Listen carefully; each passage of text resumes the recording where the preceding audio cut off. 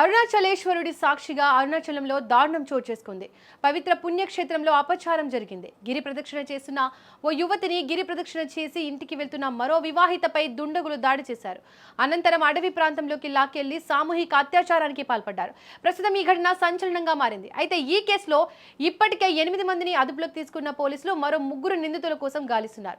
ప్రస్తుతం ఈ వ్యవహారం హాట్ టాపిక్ గా మారింది. ఇక ఇదే అంశానికి సంబంధించి మరింత సమాచారం మా బ్యూరో చీఫ్ విజయ్ అందిస్తారు. విజయ్ చెప్పండి, ఈ అరుణాచల పుణ్యక్షేత్రానికి కొన్ని వేల మంది వస్తూ ఉంటారు. అలాగే గిరి ప్రదక్షిణ అనేది ఒక 100 మంది చేస్తూ ఉంటారు.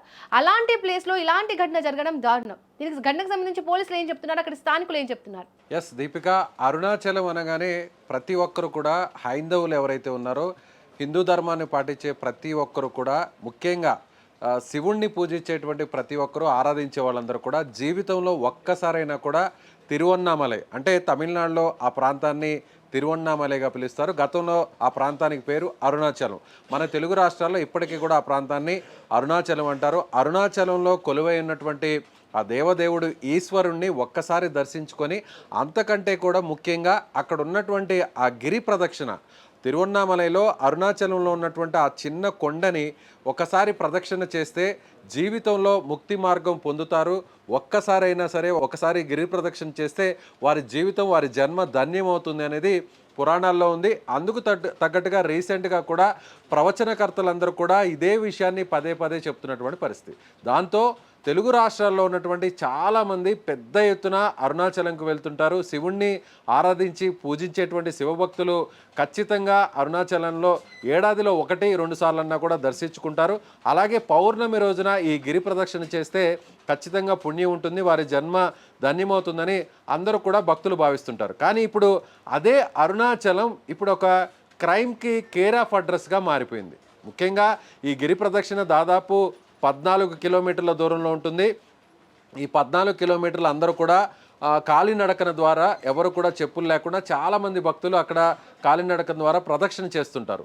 అందులో తెలుగు రాష్ట్రాలకు సంబంధించిన వాళ్ళే ఎక్కువగా ఉంటారు. అయితే రీసెంట్గా జరిగినటువంటి ఇన్సిడెంట్స్ మనం ఒకసారి చూస్తే అక్కడ గ్యాంగ్ రేప్స్ అంటే సామూహిక అత్యాచారం ముఖ్యంగా అక్కడ ఉన్నటువంటి భక్తుల మీదే జరగడం, 1 కాదు 2 కాదు 2 రోజుల వ్యవధిలోనే 2 ఇన్సిడెంట్స్ జరగడం అనేది చూస్తే నిజంగా అక్కడ జరుగుతున్నటువంటి పరిణామాలు అక్కడ జరుగుతున్నటువంటి ఈ సంఘటనలు భక్తులందరినీ కూడా కలవరపెడుతున్నాయనే చెప్పాలి. ముఖ్యంగా ఇప్పుడు సీఎం విజయ్ ఆయన ప్రస్తుతం అధికారంలో ఉన్నారు. విజయ్ క్యాబినెట్లో ఉన్నటువంటి దేవాదాయ శాఖ మంత్రి రమేష్ కూడా చాలా సీరియస్గా వ్యవహరిస్తున్నారు. ఇటీవల తిరుచిలో జరిగినటువంటి దేవాలయంలో అక్కడ ఉన్నటువంటి కొంతమంది అధికారులు భక్తుల్ని ఇబ్బంది పెడుతూ వాళ్ళ దగ్గర నుంచి లంచాలు తీసుకుంటూ అనేక రకాల ఇబ్బందులు పెడుతున్నటువంటి ఇన్సిడెంట్స్ ఆయన దృష్టికి వస్తే నేరుగా ఆయనే అక్కడికి మారువేషంలో వెళ్ళి అక్కడ అధికారుల మీద సీరియస్ అయ్యి అక్కడ సస్పెండ్ చేసినటువంటి విషయం తెలిసింది. అంటే ఒక చిన్న ఇన్సిడెంట్ జరిగినా కూడా ఇప్పుడు తమిళనాడులో ఉన్న విజయ్ ప్రభుత్వం చాలా సీరియస్గా తీసుకుంటుంది. ముఖ్యంగా ఇప్పుడు విజయ్ గెలవడానికి కూడా తెలుగువారు చాలా కీలకంగా మారారు. తెలుగువారు ఉన్నటువంటి చెన్నై మహానగరంలో ఉన్న తిరువళ్ళూరు సంబంధించిన జిల్లా కావచ్చు, అలాగే చెన్నై జిల్లా కావచ్చు, చెన్నై సిటీ కావచ్చు, ఈ ప్రాంతంలో చాలామంది తెలుగు వాళ్ళు ఉంటారు. ఈ తెలుగు వాళ్ళందరూ కూడా విజయ్ మీద ఉన్నటువంటి అభిమానంతో అందరూ కూడా విజయ్ను నమ్మి ఆ స్థాయిలో ఓట్లు వేయడం వల్లే విజయ్ గెలుపులో కూడా తెలుగువారు చాలా కీలకంగా మారినది మనం చెప్పుకోవచ్చు. అలాగే ఇప్పుడు విజయ్ క్యాబినెట్లో ఉన్నటువంటి ఒక మహిళా మంత్రి కూడా గతంలో ఇక్కడ మన తెలుగు రాష్ట్రాల్లో కూడా ఆమె పనిచేశారు కాబట్టి ఆమె కూడా తెలుగు రాష్ట్రాలకు సంబంధించినటువంటి ఆ ప్రాంతం మీద అటాచ్మెంట్ ఉంది కాబట్టి సో ఇప్పుడు విజయ్ తెలుగు రాష్ట్రాలకు కీలకంగా మారినటువంటి తమిళనాడు ప్రాంతంలో ఉన్న అరుణాచలం మీద ఫోకస్ పెట్టాల్సినటువంటి అవసరం ఉంది అనేటువంటి డిమాండ్స్ పెరుగుతున్నాయి. ఎందుకంటే ఇప్పుడు ఇన్సిడెంట్స్ చూస్తే భక్తులు అక్కడ ఒక వివాహిత గిరి ప్రదక్షిణ చేసి ఆ మార్గ మధ్యలో ఉన్నటువంటి సమయంలో మధ్యలో ఒక స్నేహితుడితో మాట్లాడుతున్నటువంటి సమయంలో ఒక గ్యాంగ్ అటాక్ చేయడం, ఆ గ్యాంగ్లో దాదాపు 8 నుంచి 9 మంది ఉండడం, అటాక్ చేసి వాళ్ళని కిడ్నాప్ చేసి దగ్గరలో ఉన్నటువంటి అటవీ ప్రాంతానికి తీసుకెళ్ళి అక్కడ సామూహికంగా అత్యాచారం చేయడమే కాకుండా వాళ్ళని పూర్తిగా బట్టలు విప్పేసి ఆ తర్వాత వీడియో షూట్ చేసి ఆ వీడియోని వాళ్ళ దగ్గరే జాగ్రత్తగా ఉంచుకొని మరుసటి రోజు అంటే వాళ్ళని అక్కడికి వదిలిపెట్టేయడమే కాకుండా మరుసటి రోజు ఆ మహిళకు సంబంధించినటువంటి మొబైల్కు ఆ వీడియోని పంపించి మీరు మాకు డబ్బులు ఇవ్వకపోతే మిమ్మల్ని వివస్త్రను చేసి తీసినటువంటి ఈ ఫుటేజ్ దృశ్యాలన్నింటినీ కూడా సోషల్ మీడియాలో పెడతాము అనేటువంటి ఒక బెదిరింపు చేయడంతో ₹1,00,000 ఇవ్వకపోతే ఇంటర్నెట్లో ఈ వీడియోస్ని పెడతామని చెప్పడంతో చేసేది ఏమి లేక కొంత మొత్తాన్ని అయితే వాళ్ళకి అకౌంట్లో ఫోన్పే ద్వారా అమౌంట్ను ట్రాన్స్ఫర్ చేయడం జరిగింది. ఇలా చేస్తూ ఉంటే ఇంకా కూడా బ్లాక్మెయిల్ చేస్తారనేటువంటి ఉద్దేశంతో ఆ మహిళ నేరుగా పోలీసులకు ఫిర్యాదు చేసినటువంటి పరిస్థితి. సో పోలీసులు రంగంలోకి దిగారు. రంగంలోకి దిగిన తర్వాత ఒక 7 మంది వరకు కూడా అరెస్ట్ చేసినట్టుగా తెలుస్తుంది. ఆ ఘటన జరిగినటువంటి మరుసటి రోజే ఈ ఇన్సిడెంట్ జరిగింది మే 30వ తారీఖు. మళ్ళీ మే 31వ తారీఖున సేమ్ అదే అరుణాచలంలో అదే గిరి ప్రదక్షిణకు దగ్గరగా ఉన్నటువంటి ప్రాంతంలోనే మరొక 2 మహిళలు గిరి ప్రదక్షిణను పూర్తి చేసి అక్కడ అలసిపోయిన తర్వాత కాస్త విశ్రాంతి తీసుకోవాలి, అలాగే వారికి సంబంధించినటువంటి భక్తులు ఎవరైతే వాళ్ళ బంధువులు ఉన్నారో వాళ్లకు కాల్ చేసి అల్పాహారం తీసుకురండి అని కాల్ చేసి మాట్లాడడం కోసం అక్కడ మార్గ మధ్యలో ఆగినటువంటి పరిస్థితి.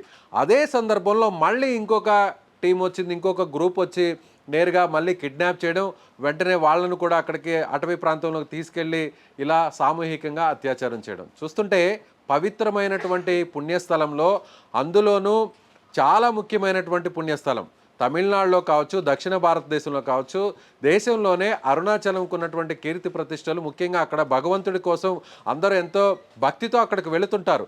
వేల మంది ప్రతిరోజు గిరి ప్రదక్షిణను 10,000 నుంచి 30,000 మంది వరకు కూడా చేస్తుంటారు.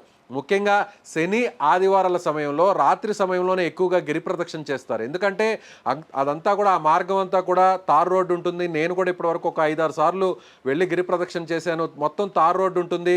ఆ మార్గం అంతా కూడా ఎక్కడో కొండల మధ్యలోనో లేదంటే అటవీ ప్రాంతంలో ఉండదు దీపిక.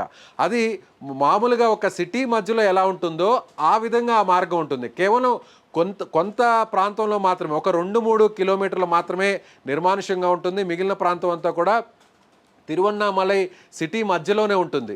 అలాంటి ప్లేస్లోనే ఈ విధంగా సామూహిక అత్యాచారాలు చేస్తున్నారంటే నిజంగా అక్కడ భద్రత ఏ పార్టీలో ఉంది? ముఖ్యంగా అక్కడికి వస్తున్నటువంటి భక్తుల మీదే ఇలాంటి సామూహిక అత్యాచారాలు జరగడం అంటే సెక్యూరిటీ మీద దృష్టి పెట్టాలి, ప్రధానంగా ప్రభుత్వం పట్టించుకోవాలి, దేవాదాయ శాఖ మంత్రి రంగంలోకి దిగాలి. ముఖ్యంగా విజయ్ దీని మీద చాలా సీరియస్గా తీసుకోవాలి అనేటువంటి డిమాండ్స్ అయితే పెరుగుతున్నాయి. అదేవిధంగా అక్కడ ఇన్సిడెంట్ జరిగిన వెంటనే మన తెలుగు రాష్ట్రాల్లో ఉన్నటువంటి భక్తులందరూ కూడా భయపడేటువంటి పరిస్థితి.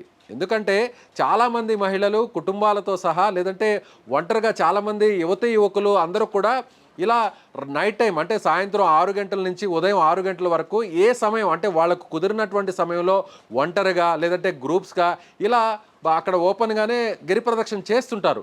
ఇలాంటి వాళ్ళ మీద ఈ విధంగా జరగడం అనేది, ఇలాంటి అఘాయిత్యాలు జరగడం అనేది ఎవరు కూడా భరించలేనటువంటి పరిస్థితి, ఎవరు తట్టుకోలేనటువంటి పరిస్థితి. సో అందులోనూ పవిత్రమైనటువంటి పుణ్యస్థలంలోనే ఇలాంటివి జరగడం అనేది నిజంగా ఇది ఒక అందరినీ భయపట్టేటువంటి ఒక ఇన్సిడెంట్గా చెప్పుకోవచ్చు దీపిక. విజయ్, గతంలో కూడా చూసుకుంటే తెలుగు వ్యక్తులపై దాడులు జరిగాయి, తాజాగా కూడా జరుగుతూనే ఉన్నాయి. వీటిని ప్రభుత్వం ఎలాంటి చర్యలు తీసుకోవాలి? అసలు అక్కడ భద్రతా ఏర్పాట్ల లోపం ఏంటి? సరిగ్గా కొన్ని నెలల కిందట, ఒక 4-5 నెలల కిందట ఇదే ఇన్సిడెంట్ మన తెలుగు రాష్ట్రానికి సంబంధించి యాదాద్రి నుంచి ఒక భక్తుడు, ఒక యువకుడు వెళ్ళి అతను అక్కడ గిరి ప్రదక్షిణ చేస్తున్నాడు.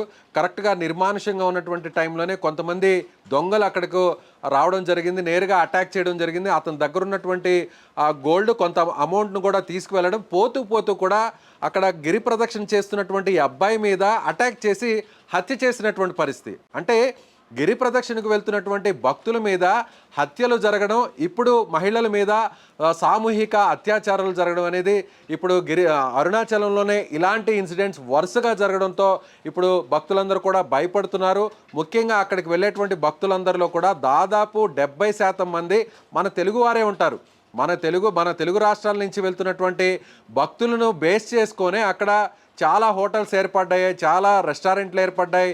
సో మన తెలుగు లాంగ్వేజ్లోనే అక్కడ బోర్డ్స్ ఉంటాయి, తెలుగు మాట్లాడేటువంటి టూరిస్ట్ గైడ్లు ఉంటారు, హోటల్స్ యాజమాన్యాలన్నీ కూడా కొంతమంది అయితే తెలుగు నేర్చుకొని మరి కూడా వ్యాపారాలు చేస్తున్నటువంటి పరిస్థితి. కాబట్టి ఇప్పుడు ఇది తమిళనాడు రాష్ట్రానికి సంబంధించినటువంటి ఒక తిరువన్నామలై అరుణాచలం ప్రాంతానికి సంబంధించిన భద్రతే కాదు, ఇది యావత్తు దక్షిణ భారతదేశానికి సంబంధించినటువంటి ఒక సెన్సిటివ్ ఇష్యూగా, ముఖ్యంగా హిందువులకు సంబంధించినటువంటి వారి మత ఆచారాలకు సంబంధించినటువంటి కీలకమైన పుణ్యక్షేత్రం కాబట్టి విజయ్ చాలా సీరియస్గా ఈ ఇన్సిడెంట్ని పరిగణలోకి తీసుకోబోతున్నారు.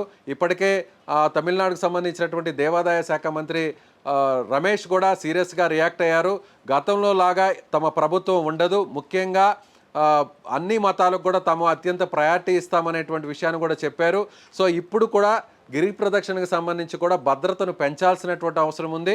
పోలీసులు ఉంటారు, పోలీసులు అక్కడక్కడే ఉంటారు తప్ప 14 కిలోమీటర్లు ఎక్కడ కూడా చెక్ పోస్టులు ఒక 4-5 చోట్ల మాత్రమే ఉంటాయి. కానీ అక్కడ పోలీసులు ఎవరు కూడా కనిపించరు. ఎందుకంటే ఇక్కడ నిర్లక్ష్యం కూడా ఒక విషయం ఉందనేది, ఒక ప్రధానమైన రీజన్ ఉందనేది కూడా చెప్పాలి దీపిక. ఎందుకంటే వచ్చే భక్తులందరూ కూడా 70 నుంచి 60% మంది కూడా ముఖ్యంగా గిరి ప్రదక్షిణ రాత్రి సమయంలో చేసే భక్తులందరూ కూడా తెలుగువారే కావడంతో అక్కడ ఉన్నటువంటి ప్రభుత్వాలు అధికారులు కూడా సో మన ప్రాంతానికి సంబంధించిన భక్తుల ఇక్కడికి రావట్లేదు, ఎక్కువ సంఖ్యలో రావట్లేదు, వచ్చినా కూడా గిరి ప్రదక్షిణ చేయట్లేదు. కాబట్టి వచ్చే భక్తులందరూ కూడా బయట రాష్ట్రాల నుంచి వస్తున్నటువంటి భక్తులే కాబట్టి పెద్దగా మనం ఇక్కడ కాన్సన్ట్రేట్ చేయాల్సినటువంటి అవసరం లేదు, ఫోకస్ చేయాల్సినటువంటి అవసరం లేదు అనేటువంటి ఒక నిర్లక్ష్యమైనటువంటి భావన కూడా అక్కడ స్థానికంగా ఉన్న ప్రభుత్వాలు అధికారుల మీద కూడా పోలీసుల మీద కూడా ఉందనేటువంటి విషయాన్ని మనం చెప్పాలి. కాబట్టి విజయ్ ఇప్పుడు తెలుగు ఓట్లతో కూడా గెలిచాడు. విజయ్ ఇప్పుడు ప్రభుత్వంలో ఉండడంలో కూడా విజయ్ అభిమానులు చాలామంది తెలుగువారు ఉన్నారు. అలాగే ఇక్కడి నుంచి వెళ్తున్నటువంటి భక్తులు కూడా ఇప్పుడు భయపడేటువంటి పరిస్థితి ఉంది. కాబట్టి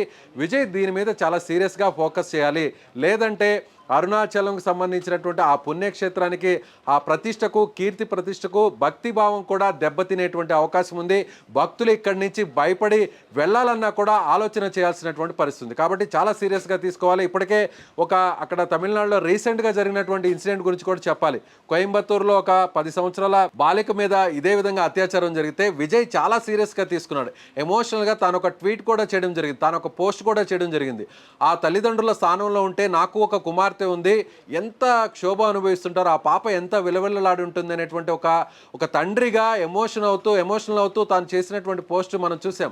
ఆ వెంటనే ఎవరైతే ఆ నిందితుడు ఉన్నాడో, ఎవరైతే ఆ అత్యాచారానికి పాల్పడినటువంటి వ్యక్తి, అతన్ని అరెస్ట్ చేసి అదుపులోకి తీసుకొని మీడియా ముందుకు తీసుకొచ్చేటువంటి క్రమంలో అక్కడ కొంతమంది ఐపీఎస్ ఆఫీసర్స్ కాస్త వాళ్ళంతా కామెడీ చేస్తూ సరదాగా నవ్వుతూ గడిపినటువంటి దృశ్యాలన్నీ కూడా సోషల్ మీడియాలో వైరల్ అయ్యాయి.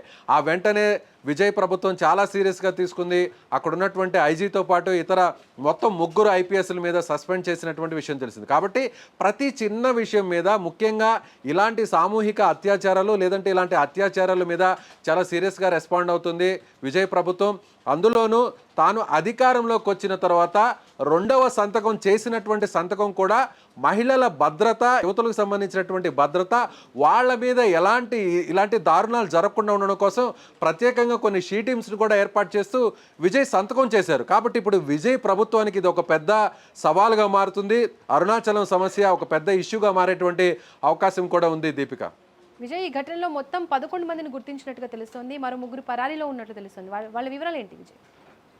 11 మంది ఇప్పటికే గుర్తించారు. ఈ 11 మందిలో 8 మందిని అరెస్ట్ చేశారు. వాళ్ళని అదుపులోకి తీసుకొని కేవలం ఈ ఒక్క గ్రూపేనా, ఈ గ్రూప్తో పాటు వీళ్ళతో పాటు వేరే నెట్వర్క్ కూడా ఉందే? అంటే అంత ధైర్యంగా భక్తుల మీద అటాక్ చేయడం, వాళ్ళని కిడ్నాప్ చేయడం, గిరి ప్రదక్షిణ చేసేటువంటి భక్తుల మీద కిడ్నాప్ చేసి అటవీ ప్రాంతంలోకి తీసుకెళ్లడం, సామూహికంగా అత్యాచారం చేయడం, అత్యాచారం చేసిన తర్వాత వాళ్ళకి పూర్తిగా వివస్త్రలు చేసి వాళ్ళని ఆ విధంగా నగ్నంగా ఉన్నటువంటి ఆ దృశ్యాలని వీడియోలో మొబైల్లో షూట్ చేసి మళ్ళీ తిరిగి వాళ్ళకి పంపించి డబ్బులు డిమాండ్ చేసే స్థాయికి తెగబడ్డారంటే అక్కడ భద్రత ఏ స్థాయిలో ఉందో అనేది కూడా మనం అర్థం చేసుకోవచ్చు. కాబట్టి విజయ్ ప్రభుత్వం సీరియస్గా తీసుకుంటుంది. అవసరమైతే అలాంటి వ్యక్తుల్ని గుర్తించి ఎన్కౌంటర్ కూడా చేయాల్సినటువంటి అవసరం ఉంది అనేటువంటి ఒక డిమాండ్ అయితే రేజ్ అవుతుంది.